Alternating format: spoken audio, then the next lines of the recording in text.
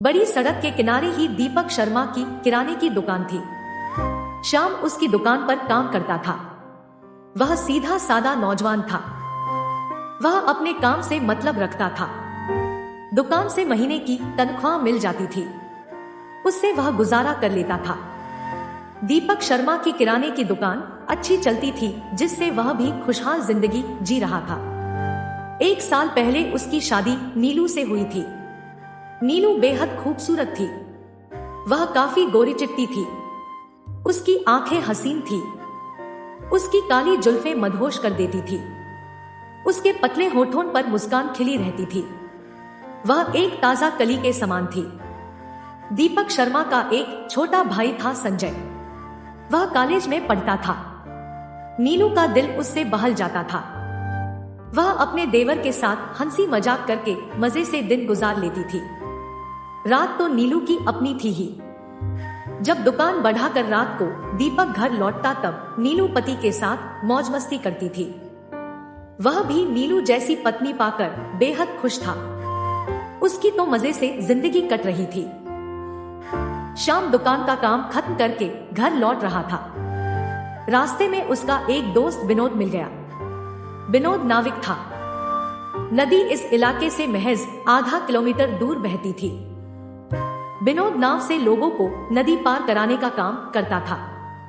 श्याम ने पूछा, कैसे हो विनोद? ठीक हूं, तुम अपनी सुनाओ। कब तक सीधे सादे बने रहोगे? चलो तुम्हें मुंबई घुमा दूं, विनोद ने कहा। वहां क्यों? श्याम ने पूछा। अरे यार, मैं तुम्हें मुंबई ले चलूंगा। वहां खूबसूरत लड़कियां इशारे करके बुलाती हैं। उनके नजदीक चले जाओ, फिर मजा ही मजा लूटो। श्याम झेम कर बोला, कभी और देखा जाएगा यार। हाँ, तब तक भोला भाला बने रहो। देखना एक दिन औरतें और लड़कियां तुझे बुद्धू बना देंगी, विनोद ने झल्ला कर कहा। श्याम हंसते हुए घर चला गया। दीपक दुकान से रात को लौटा था। वह अपने कमरे के पलंग पर लेटा हुआ था। नीलू भी उसके साथ लेटी हुई थी। कमरे में अंधेरा था। अंधेरे कमरे में वे दोनों एक दूसरे को चूमने लगे थे। बदन की आग धीमे धीमे सुलगने लगी थी। नीलू के उभार उस पर कहर बरपा रहे थे। दोनों ने एक दूसरे को अपनी बाहों में जकड़ लिया था। दीपक ने तकिए के नीचे से निकाला और अपने अंग पर पहन लिया। आप कब तक बच्चा नहीं चाहते हैं? नीलू ने धीमे से पूछा। अभी तो हमारी शादी को 1 साल ही हुआ है। मुझे 3 साल के बाद बच्चा चाहिए, दीपक धीमे से बोला। आप तो परिवार नियोजन के पक्के हिमायती हैं। हाँ बिल्कुल हूँ, दीपक ने कहा। नीलू ने प्यार से हल्की चपत उसके गाल पर लगाई। हल्की चपत लगते ही वे दोनों करने लगे। कुछ देर में पति पत्नी के चेहरे पर संतुष्टि के भाव थे। शरीर की भूख मिट जाने के बाद वे दोनों गहरी नींद में सो गए थे। अगले दिन दीपक के दुकान पर ग्राहकों की भीड़ थी। श्याम ने सारे ग्राहकों को जरूरत के मुताबिक सामान दे रहा था। दीपक शर्मा ने अभी गले में रखे रुपयों की गिनती की थी। ये लो 20,000 रुपए, मालकिन को जाकर दे दो, दीपक ने श्याम से कहा। श्याम रुपए का थैला लेकर मालकिन के पास जा पहुंचा और बोला, ये 20,000 रुपए हैं। मालिक ने दिए हैं। ठीक है, नीलू ने रुपए ले लिए और अपने कमरे में चली गई। नीलू ने कमरे का पर्दा हटाया तो वहां से उसका देवर संजय अपने कमरे की तरफ भागा। श्याम को शक हुआ कि नीलू के कमरे में संजय क्या कर रहा है। उसे दाल में काला नजर आया। अमूमन कॉलेज के लड़के अपने कमरे में पढ़ते हैं। भाभी के कमरे में जाकर वह कौन सी पढ़ाई पढ़ता है। लेकिन श्याम चुप चला गया। उसे दीपक शर्मा के दुकान पर नौकरी जो करनी थी, वह वहां से सीधा दुकान पर चला आया। जाड़े के दिन आ गए थे। शाम को ठंड बढ़ जाती थी, जिससे दीपक को दुकान पर ठंड लगती थी। उसने घर के स्टोर में एक हीटर रखा हुआ था। शाम, मालकिन से हीटर मांग कर लेते आओ, ठंड बढ़ गई है, दीपक ने कहा। अभी जाकर ले आता हूँ, कहकर शाम हीटर लाने चला गया। शाम मालिक के घर पहुंचा। घर का दरवाजा नीलू ने अंदर से बंद कर रखा था। श्याम ने आवाज लगाई, मालकिन दरवाजा खोलिए। मालिक ने हीटर मंगाया है। लेकिन नीलू ने दरवाजा नहीं खोला। शायद उसने सुना ही नहीं था। तब श्याम ने दरवाजे के सुराख से अंदर झांक कर देखा। नीलू के कमरे का दरवाजा खुला था। वह पलंग पर लेटी हुई थी। संजय उसे बाहों में भरकर चूम रहा था। पल भर में नीलू ने अपने कपड़े उतार दिए। उसके उभार देखकर संजय उस पर झपट पड़ा और वे दोनों करने लगे। श्याम यह देखकर हैरान रह गया। इस सीन में उसे भी मजा आने लगा था। कुछ देर तक दोनों देवर भाभी मजा लेते रहे, फिर संतुष्ट होकर अलग हो गए। नीलू ने झटपट कपड़े पहन लिए, अपने बिखरे बालों को ठीक किया। संजय अपने कमरे में जाकर किताबें उलटने पुलटने लगा। तब श्याम ने फिर से दरवाजा खटखटाया। इस बार नीलू ने दरवाजा खोल दिया। श्याम ने अभी जो कुछ देखा था उससे वह अनजान ही बना रहा। मालिक ने हीटर मांगा है, अभी लाती हूँ, कहकर नीलू ने स्टोर से हीटर ला कर दे दिया। श्याम हीटर लेकर दुकान पर पहुंचा। यह लीजिए हीटर, कहकर श्याम दुकान पर ग्राहकों को सामान देने लगा। वह मन ही मन सोचता रहा कि नीलू और संजय की कारगुजारी मालिक को नहीं बताएगा, नहीं तो वह उसे दुकान से निकाल देगा। जाड़ी की कंपाती ठंड पड़ रही थी। आधी रात को नीलू दीपक की बाहों में थी। दोनों में यौन सुख की भूख जगी थी। करने से पहले दीपक ने तकिए के नीचे से निकालकर अपने अंग पर पहना। तब नीलू ने थोड़ा विरोध किया, कब तक इसे पहनाते रहेंगी? अभी हम बच्चा नहीं चाहते हैं, प्यार ऐसे ही चलता रहेगा, दीपक ने कहा। नीलू यह सुनकर मुस्कुरा दी। कंडोम पहन कर ही करने लगा। संतुष्ट होने के बाद थक कर दोनों सो गए। दिन बीत रहे थे। नीलू की संजय के साथ प्रेमलीला भी बददस्तूर जारी थी। नीलू दिन में देवर के साथ और रात में पति के साथ मजे ले रही थी। इस बीच एक दिन जब रात को दुकान बढ़ाने के बाद दीपक घर लौटा, तब नीलू ने उसे खुशखबरी सुनाई, मैं मां बनने वाली हूँ। यह सुनते ही दीपक के पैरों के तले की जमीन खिसक गई। मैं तो इस्तेमाल करता था, फिर बच्चा कैसे ठहर गया? उसने नीलू से पूछा। बच्चा आपका ही है, बेवजह शक मत कीजिए, नीलू ने जोर देकर कहा। दीपक माथा पकड़कर पलंग पर बैठ गया। मैंने सोचा कि आपको पता चलेगा तो आप खुश होंगे, लेकिन यहाँ आप ही मुझ पर इल्जाम लगाने लगे, नीलू सुबक कर रोने लगी। दीपक चुप लगा गया।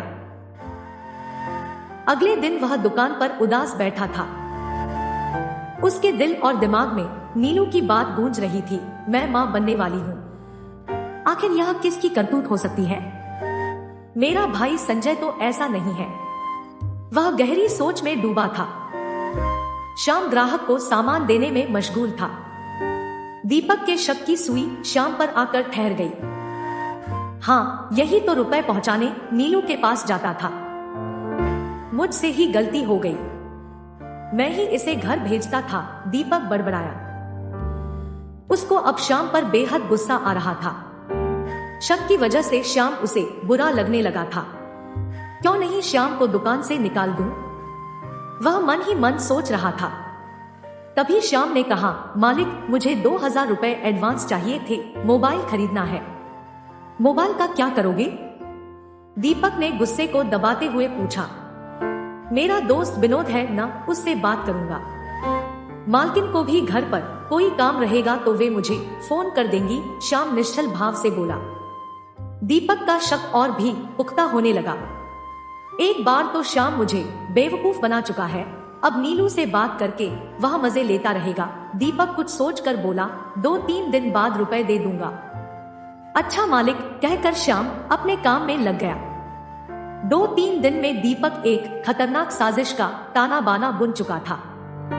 उस समय दुकान पर कोई ग्राहक नहीं था। श्याम इत्मीनान से बैठा था। इधर उधर ताककर दीपक ने उससे कहा, नदी के उस पार के बाजार से 3-4 बोरियां बासमती चावल लाना है। वहां चावल सस्ता मिलता है, मुनाफा अच्छा मिलेगा। ये लो 7000 रुपए हैं। 5000 रुपए चावल के लिए और 2000 तुम्हारे एडवांस के रुपए। श्याम ने 7000 रुपए मालिक से ले लिए। वह एडवांस के रुपए पाकर खुश हो गया था। वह अब मोबाइल खरीद सकेगा। अच्छा चलता हूँ कहकर श्याम जाने लगा। श्याम जैसे ही जाने लगा तभी एक शख्स लुंगी और ढीला ढाला कुर्ता पहने दुकान पर आया। अरे रुको श्याम, दीपक ने आवाज लगाई। यह माइकल है, नाव चलाता है, नाव से तुम्हें नदी पार करा देगा। दीपक ने उस शख्स का परिचय श्याम से कराया। श्याम ने नजर उठाकर ध्यान से माइकल को देखा। एक अनजान सा खुरदरा चेहरा जिसे उसने कभी इस इलाके में नहीं देखा था। अच्छा हम लोग जाते हैं, श्याम ने कहा। वे दोनों साथ साथ चल दिए। दीपक के होठों पर एक जहरीली मुस्कान खेल गई।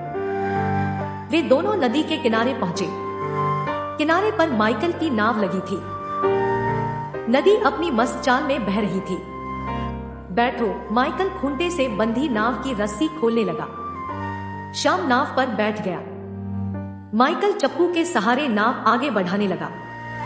नाव थोड़ी दूर आगे बढ़ी तब केवल पानी ही पानी नजर आने लगा। पानी का बहाव भी तेज होने लगा। माइकल सधे नाविक की तरह नाव चला रहा था। श्याम नदी के खूबसूरत नजारों में खोया नाव पर बैठा हुआ था। अब नाव नदी के बीच में पहुंच गई थी। पानी के बहाव में और तेजी आ गई थी। माइकल दबे पैर उठा और श्याम को जोर से धक्का दे दिया। श्याम नदी की बहती धार में गिर गया। पानी में गिरते ही उसने नाव को पकड़ना चाहा, लेकिन माइकल ने चप्पू को तेज चलाकर नाव को उसकी पकड़ से दूर कर दिया। बचाओ बचाओ, डर के मारे श्याम चिल्लाने लगा। माइकल चप्पू को तेजी से चलाकर नाव को भगा श्याम से दूर निकल गया। श्याम पानी में हाथ पैर मारकर बचने की कोशिश करने लगा, लेकिन वह डूबने लगा था। तभी पानी के बहाव में उसे एक पेड़ की टहनी बहती हुई मिली, जिसे जोर से पकड़ वह टहनी के साथ बहने लगा। तभी कुछ दूर एक नाव उसे आती हुई दिखी। बचाओ बचाओ, श्याम जोर से चिल्लाने लगा। उसकी आवाज सन्नाटे को चीरती हुई नाविक तक पहुंच गई। नाव चलाने वाला श्याम का दोस्त विनोद था। वह जल्दी ही श्याम तक पहुंच गया। अरे श्याम तुम, विनोद चिल्लाया। उसने श्याम को पानी से नाव पर खींच लिया। श्याम बेहद डरा हुआ था। आखिर तुम यहाँ कैसे आए? विनोद ने श्याम को झकझोरते हुए पूछा। मालिक ने नदी के उस पार के बाजार से मुझे बासमती चावल लाने भेजा था। जिस नाव पर मैं सवार था उसे माइकल नाम का आदमी चला रहा था। बीच मझधार में उसने मुझे धक्का देकर नदी में गिरा दिया। अगर विनोद तुम नहीं मिलते तो शायद। श्याम का गला रुंध गया। विनोद चप्पू को तेज रफ्तार से चलाकर नाव को किनारे तक ले आया। माइकल को तुम पहचानते थे? विनोद ने पूछा। नहीं, मेरा मालिक उसे जानता था। अब समझा, माइकल भाड़े का अपराधी था। मालिक के इशारे पर तुम्हें नदी में डुबोकर मारना चाहता था, विनोद ने कहा। लेकिन मालिक ने ऐसा क्यों किया? श्याम ने मासूमियत से पूछा। शायद किसी बात के शक में उसने यह खतरनाक कदम उठाया होगा, विनोद ने कहा। किस बात का शक? मेरी समझ में कुछ नहीं आ रहा है, श्याम ने कहा। वह अपनी बीवी और तुम्हारे बीच नाजायज संबंध को लेकर शक कर रहा होगा, विनोद घटना की तह तक जाने लगा। श्याम, तुम दीपक के घर जाते थे ना? कोई नजदीकी आदमी ने उसकी बीवी के साथ संबंध बनाया होगा। उसकी बीवी पेट से रह गई होगी और वह तुम पर शक कर बैठा, विनोद ने अंधेरे में तीर चलाया। अरे हाँ, मालिक का भाई संजय अपनी भाभी के साथ गलत संबंध बनाता था।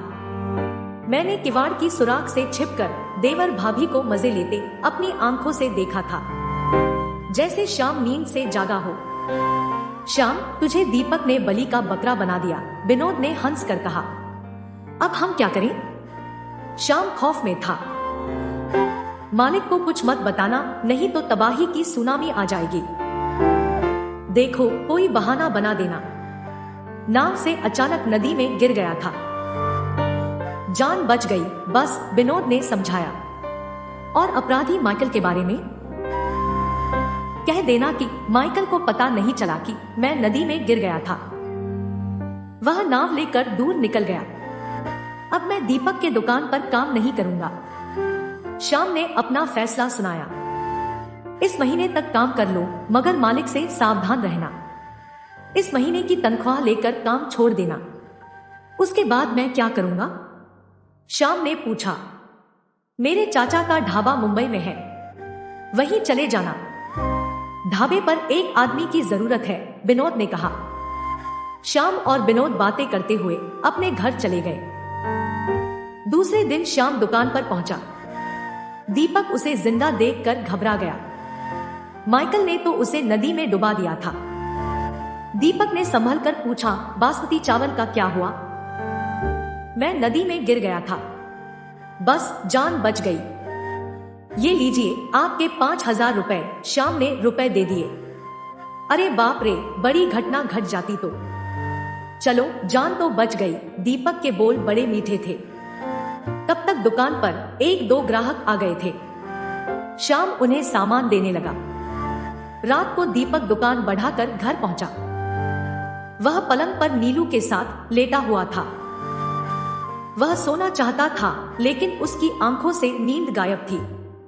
श्याम का जिंदा वापस लौट आना उसकी चिंता का सबब था। नीलू ने बाहों में भरकर दीपक को चूम लिया। चलो हटो, मुझे सोने दो, उसने बेरुखी से कहा। मुझसे नाराज लग रहे हैं, अब तो अपना काम करके सो। नीलू ने उसे अपने ऊपर प्यार से खींच लिया। दीपक ने इस बार तकिए के नीचे से कंडोम नहीं निकाला। अब इसकी जरूरत ही कहां थी। वह करने लगा। दोनों संतुष्ट होकर गहरी नींद में सो गए। महीना बीता। आज 1 तारीख थी। मालिक, आज 1 तारीख है। महीने की तनख्वाह चाहिए थी। श्याम ने मालिक से खुशामद की। हाँ हाँ, क्यों नहीं। दीपक ने गले से रुपए निकालकर उसको दे दिए। मालिक, आज रात मेरी मुंबई जाने की ट्रेन है, टिकट हो गया है। श्याम ने कहा। तुम मुंबई क्यों जा रहे हो? मालिक ने पूछा। मेरी मुंबई में नौकरी लगी है, श्याम ने कहा। तब यहाँ दुकान में कौन काम करेगा? मालिक घबरा कर बोला। यह सब मैं क्या जानूं, यह अब आपको समझना है। इतना कहकर श्याम दुकान से बाहर निकल गया। मालिक ठगा सा उसे जाते देखता रह गया। रात में श्याम को रेलवे स्टेशन पर छोड़ने विनोद आया था। मुंबई जाने वाली ट्रेन स्टेशन पर लगी हुई थी। थोड़ी देर में ट्रेन धीमी रफ्तार से स्टेशन पर आगे बढ़ने लगी। विनोद ने ट्रेन की खिड़की के पास बैठे श्याम को समझाया, मुंबई में भोला भाला बनकर मत रहना, नहीं तो कोई भी लड़की औरत तुझे बुद्धू बना देगी। फिर विनोद क्या करेगा? श्याम और विनोद ठहाका लगाकर हंसने लगे। हंसते हंसते विनोद स्टेशन पर अकेला रह गया। ट्रेन स्टेशन से चली गई थी। वह उदास दिल से घर लौट आया। दीपक अकेले दुकान संभालने लगा था। उसकी परेशानी तब बढ़ जाती थी जब वह ग्राहकों की भीड़ में घिर जाता था। तब उसे श्याम खूब याद आता था।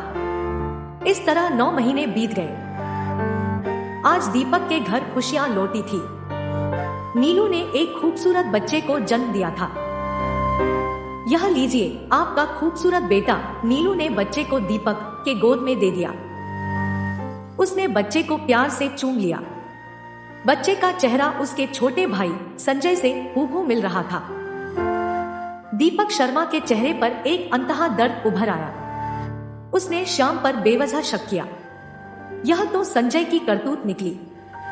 दीपक की आंखों में बेपसी के आंसू भर आए। संजय भाभी के साथ खुशियां मना रहा था।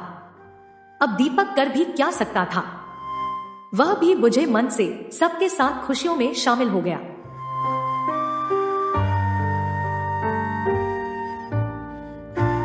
दोस्तों, अगर आपको ये कहानी पसंद आई तो अपने दोस्तों को शेयर करें, और अगर आप चैनल पर नए हैं तो रोचक कहानियां को सब्सक्राइब करें और नोटिफिकेशन बेल दबाना न भूलें। अपना और अपने परिवार का ख्याल रखें। मिलते हैं नई कहानी के साथ, तब तक के लिए धन्यवाद।